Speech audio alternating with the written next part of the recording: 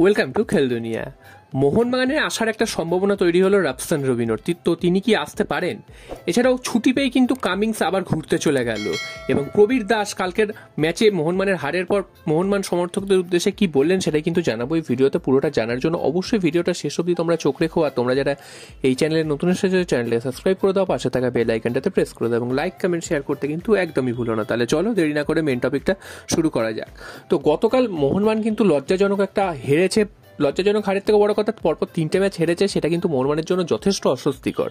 তো তারপর আশা করা গেছিল যে মোহনবাগানের প্লেয়ারদের মধ্যে সেই অনুতাপটা দেখা যাবে, কারণ হুগো বুমো তিনি কিন্তু আগের দিন মাঠের ধারে বসে কাঁদতে দেখা গেছে। তো সেটা কিন্তু সকল মোহনবাগান সমর্থকদের একটা কষ্ট দিয়েছে।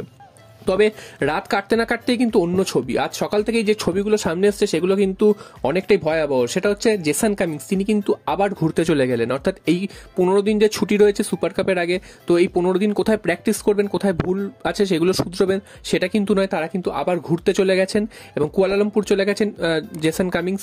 এছাড়াও কিন্তু অন্যান্য বিদেশিরাও মোটামুটি যে যার মতন বাড়ি চলে গেছে বা ঘুরতে চলে গেছে।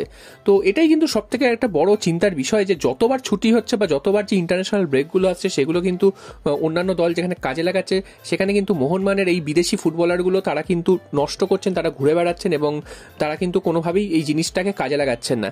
ঘুরে তখনই বেড়াতে পারেন যদি মোহনবাগান এখন ভালো খেলতো, তারা যদি ফর্মে থাকতো, তারা যদি যে কোনো ম্যাচ সহজেই হেসে খেলে জিতে যেত, সেক্ষেত্রে তারা ঘুরতে গেলে কোনো সমস্যা ছিল না।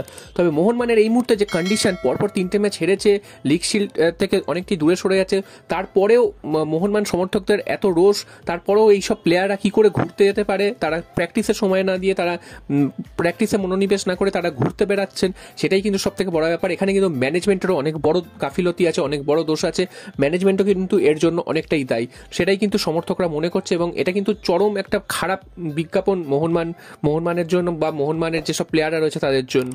তো এটা কিন্তু একদমই উচিত না।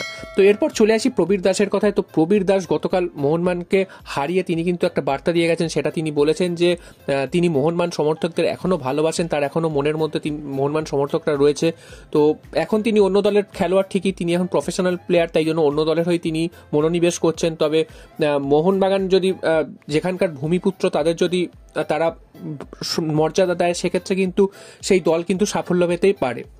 তো ঘুরিয়ে কিন্তু মোহনবাগানকে আক্রমণ করেছে, কারণ প্রবীর দাস, প্রীতম কোটালের মতন ভূমিপুত্র যারা ছিলেন তাদেরকে কিন্তু ছেড়ে দিয়েছে। তো সেটা কিন্তু ঘুরিয়ে একটু আক্রমণ করে দিয়েছেন, খোঁচা দিয়ে দিয়েছেন। এছাড়াও কিন্তু মোহনবাগান সমর্থকরা তার যে এখনো হৃদয় রয়েছে, তিনি যে ক্লাবেই খেলুক না কেন তাদেরকে এখনো তিনি মিস করেন, সেটা কিন্তু জানাতে ভোলেননি।